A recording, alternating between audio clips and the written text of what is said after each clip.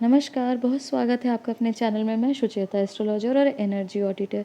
आज हमारा विषय, जैसे कि आपने देखा होगा, कि 14 अप्रैल को ही बंगाली न्यू ईयर और तमिल न्यू ईयर क्यों मनाया जाता है। और मुझे ये विषय बहुत इंटरेस्टिंग इसलिए लगा क्योंकि आप जानते हैं कि तमिल जो भाषा है या सभ्यता है, सबसे अति प्राचीन है।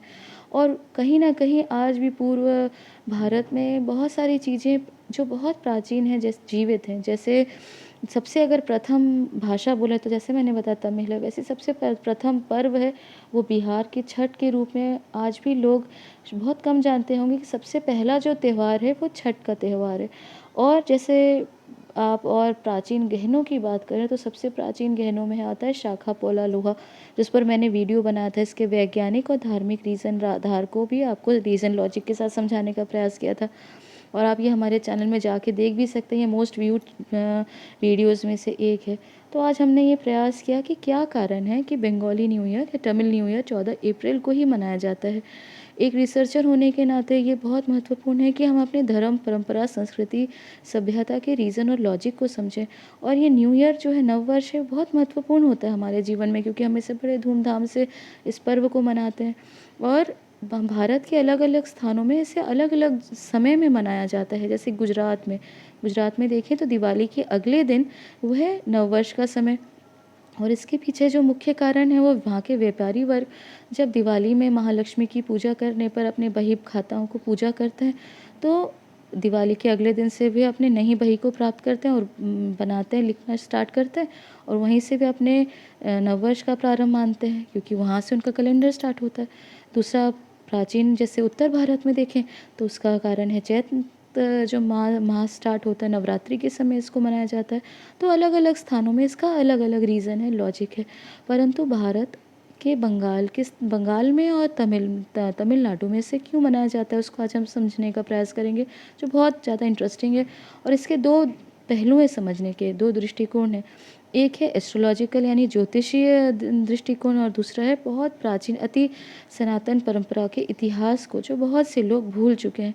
देखिए, सबसे पहले तो ये कारण है कि 14 अप्रैल का जो, अगर एस्ट्रोलॉजिकल दृष्टिकोण या रीज़न समझने का प्रयास करेंगे पहले, और ज्योतिषीय अनुसार 14 अप्रैल को ही मेष राशि में भगवान सूर्य का प्रवेश होता है।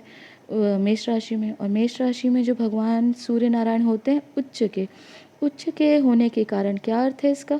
उच्च के सूर्य नारायण होने का अर्थ है कि इस समय आप सुख, सफलता, खुशहाली, संपत्ति, संपदा, स्वास्थ्य को प्राप्त करने का ये एक योग बनता है। और इस उपलक्ष्य में नववर्ष का जो मनाने का एक मुख्य कारण है कि इस समय सूर्य नारायण की पूजा करना, सुबह उठ के बड़े धूमधाम से नए नए प्रकार के व्यंजन बनाना, घर साफ करना आदि, जो दिवाली के समय हम देखते हैं, इस समय बंगाल और तमिलनाडु में किया जाता है। और इसका प्रमुख कारण है जैसे कि सूर्य नारायण की पूजा के साथ जुड़ा हुआ है। दूसरा है कि जैसे आपने ये भी देखा होगा कि मकर संक्रांति का जो समय है, मकर संक्रांति क्यों मनाई जाती है? क्योंकि सूर्य मकर राशि में प्रवेश करते हैं और यहीं से सारे शुभ कार्य जो है प्रारंभ हो जाते हैं, जो कि बंद थे कर्क राशि में सूर्य के जाने से। सूर्यदेव जब कर्क राशि में जाते हैं तो सारे शुभ कर्म बंद हो जाते हैं। मेरा कहने का अर्थ ये है कि सूर्य नारायण हमारे जीवन में बहुत, हमारे पर्वों को और सारे सुंदर, अच्छे या बुरे उपलक्ष्य जो हम मनाते हैं, उसका बहुत बड़ा कारण होते हैं। और ये भी जानना बहुत आवश्यक है कि मकर संक्रांति के बाद ही हम सारे शुभ कर्म प्रारंभ करते हैं, सारे शुभ संस्कारों को जो हम कर सकते हैं, जैसे गृह प्रवेश, मुंडन, विवाह आदि का यहाँ पे प्रारंभ होता है। और मेष राशि में अत्यधिक शुभ माना जाता है, क्योंकि यहाँ पे उच्च के होने के कारण, सूर्य बड़े अच्छे योग होने के कारण ये हमें बहुत ज़्यादा सफलता और सुख प्रदान करने का यहाँ पे कारण बनते हैं। और यही 14 अप्रैल जो सूर्य जो मेष राशि में जानते हैं, यहाँ पे एक योग बनता है नवम पंचम का राजयोग, जिसे कि अति शुभ माना जाता है। और इसीलिए एक बहुत बड़ा कारण है नव वर्ष को मनाने का 14 अप्रैल को। और दूसरी जो प्राचीन जो कारण मैं आपको बताना चाहती हूँ, उस पर चर्चा कर लेते हैं। सबसे पहले जो प्राचीन अति जो, आप अपने इतिहास में जाएंगे, जो बहुत कम लोग अपने प्राचीन सनातन धर्म को जानते हैं, इस विषय को समझते हैं। सूर्य नारायण जो है वो अति विशेष स्थान रखते थे हमारे सनातन धर्म में। सबसे बड़े, अगर आप मंदिर की बात करें या प्राचीन मंदिरों में, जैसे अगर आप वेस्टर्न आर्किटेक्चर के भी अगर बात करें, तो सबसे महत्वपूर्ण और सबसे बड़ा मंदिर है इजिप्ट में, वो है रा का मंदिर। रा अर्थात भगवान सूर्य। इसीलिए आप देखें कि रा जब आप रम ये बोलें तो भी आपके मणिपुर चक्र से जुड़ा हुआ होता है, क्योंकि अग्नि चक्र है। अग्नि से ही आपका भोजन जो है हजम होता है, भोजन प्रणाली का कारण बनता है। इसीलिए जो रा शब्द है ये इजिप्ट का नहीं, ये भारत से ही आया निकला था। वहीं पे अति जो मंदिर है, सबसे प्राचीन मंदिर की जो हम बात कर लें, वो सारे हैं सूर्य के मंदिर, सूर्य देव के मंदिर। आर्किटेक्चर उसमें आप देखें, अगर आप दूसरे एक प्राचीन सिविलाइजेशन की बात करें, वो मायन सिविलाइजेशन में भी आप देख सकते हैं, और महर्षि मायन ने इसका प्रारंभ शुरू किया था, इसलिए उन्हीं के नाम से इस मायन सिविलाइजेशन की शुरुआत हुई थी।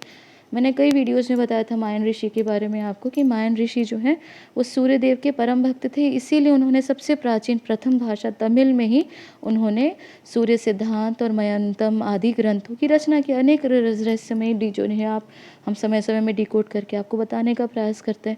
और यहाँ पे आप जो आज का वर्तमान मायन सिविलाइजेशन है, आज का वर्तमान क्या है, मैक्सिको। मैक्सिको में आप देखेंगे, आप पढ़े भी होंगे कि बहुत ज़्यादा वहाँ पे सूर्य देव का वहाँ पे प्रभाव दिखता है। भले वहाँ इंटीरियर डिज़ाइनिंग में हो, उनके बर्तनों में, उनकी कारीगरी में, आर्ट क्राफ्ट, सूर्य देव का वहाँ पे दर्शन आज भी आप कहीं ना कहीं कर ही सकते हैं।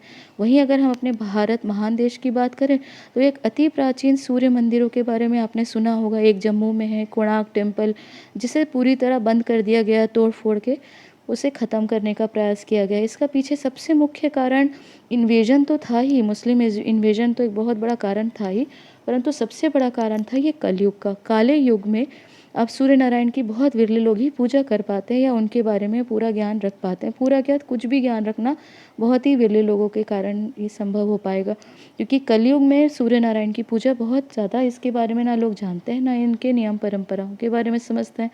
सनातन धर्म में हर पर्व, पूजा, परंपरा, सारे के अति गूढ़ रहस्य हैं। इसके पीछे बहुत गहरा रीज़न है, लॉजिक है, जिसे हमें समझना बहुत महत्वपूर्ण है। और ये बहुत ही ज़्यादा महत्वपूर्ण हमारा ये कारण बनता है चैनल का बताने का, कि आप इसे डिकोड कर पाएँ। ये सब जो मैं आपको जानकारी दी हूँ, इससे आप रिसर्च भी कर सकते हैं, इन तथ्यों को जान सकते हैं, क्योंकि बहुत सारी चीज़ें जो हैं आज लोग भूल चुके हैं। जैसे कि हमने बताया कि पहली जो भाषा थी प्राचीन सबसे, वो है तमिल। और वैसे ही प्रथम अगर आप पर्व की बात करें तो वह छठ का पर्व, जिसे बिहार में बड़ी धूमधाम से आज भी मनाया जाता है, पूरे भारत में मनाया जाता है, परंतु इसे बिहार में उसका बहुत ज़्यादा हम देखते हैं उस पर्व को मनाने का एक कारण। और सबसे प्राचीन अगर गहनों की बात करें तो वह शाखा, पोला, लोहा। तो इसी प्रकार से हम इन विषयों में आपको समय समय पे वीडियो देते रहें। आप शाखा, पोला और लोहे के बारे में हमने एक बहुत ही महत्वपूर्ण एक वीडियो बनाया था, उसके साथ में बहुत सारे रीज़न, लॉजिक भी आपको समझाने का प्रयास किया था, उसे आप देख सकते हैं। वो हमारे एक मोस्ट व्यूड वीडियो में से एक है। कि कुछ आपको जानकारी देने का यह हमारा प्रयास रहता है, ताकि आप अपने धर्म, परंपरा, इतिहास, सनातन धर्म को बहुत गहराई से समझ सकें, उनको रीज़न और लॉजिक के साथ उनको जानने का प्रयास कर सकें। तो ये जानकारी यहीं तक। अगर आपको हमारी दी गई जानकारी अच्छी लगे तो हमारे चैनल को लाइक, सब्सक्राइब ज़रूर करें। धन्यवाद।